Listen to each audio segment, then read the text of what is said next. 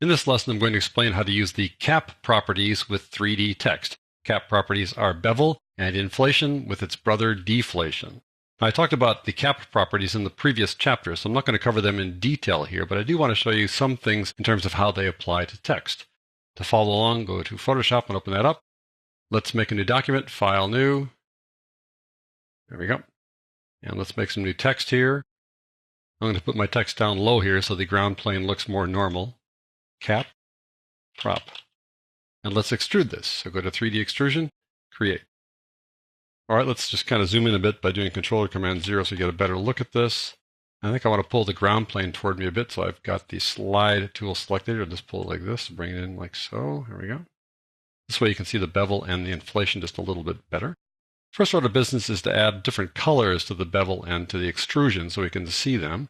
So let's go over here and click on the front bevel and change its color to something else by clicking on the color swatch here. And let's go to red, for example. You can pick whatever color you want. There you go. You won't see anything yet because we haven't made a bevel yet. Let's go down to extrusion here and change that color to something that's pretty obvious. So I'm going to go with green here, which is not only obvious, but kind of disgusting looking. But let's just go with this so we can see what's going on.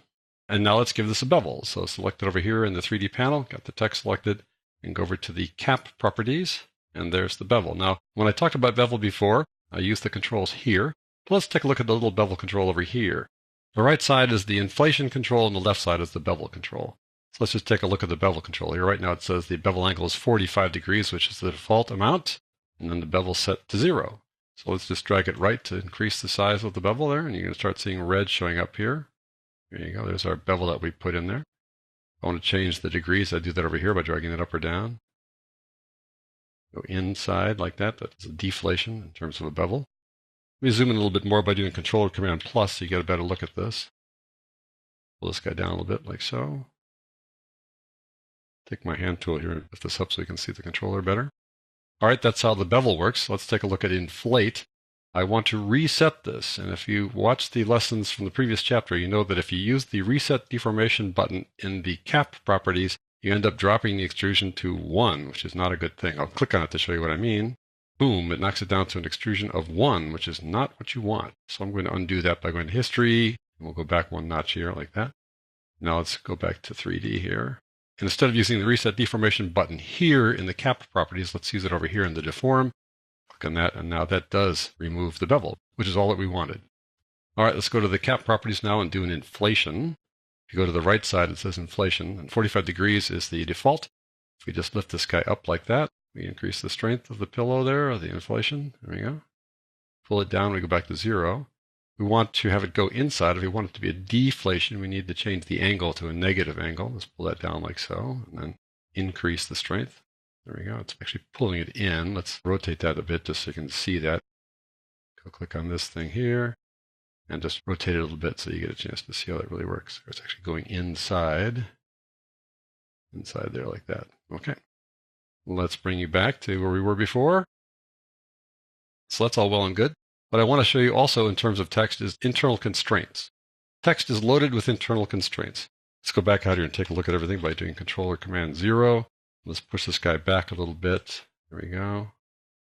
The internal constraints are these little holes here. Text is full of it. You got the A, the P here, the O, and the P. Those guys all have internal constraints. They have little holes carved into them.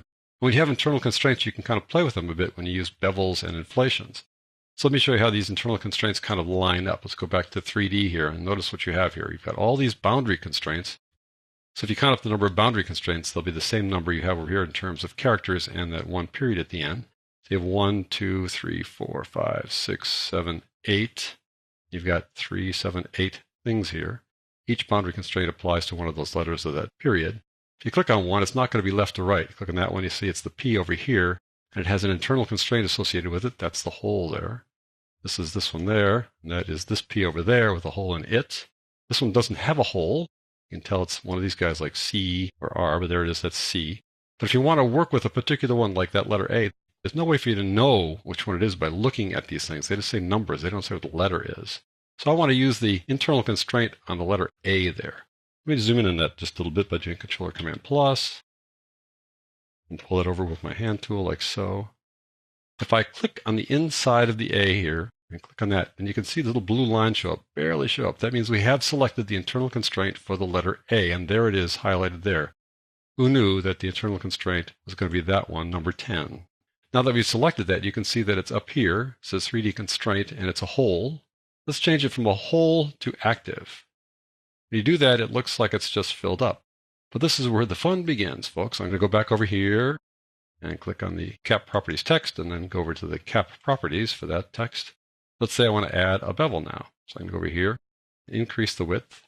What it does, it adds a bevel around that constraint as well. Pretty neat. You could change that, let's say, to an inflation. So down here instead, we're going to make an inflation. Do the same thing. So you have all these internal constraints that you can play with when you have text. It's kind of nice. You can do some with and some without. So the letter A, kind of small, maybe that works pretty well. Let's go down here a little bit and take a look at the P. We can do that as well. So let's click on the P and the inside there, and that selects that internal constraint. With it active like that, we can then decide to make it, instead of a hole, make it active. And now you can see how it then is also affected in the same way. So that's how you use the cap properties, bevel and inflate, with 3D text, knowing that you can highlight individual internal constraints and have them be included in the bevels and the constraints if you make them active.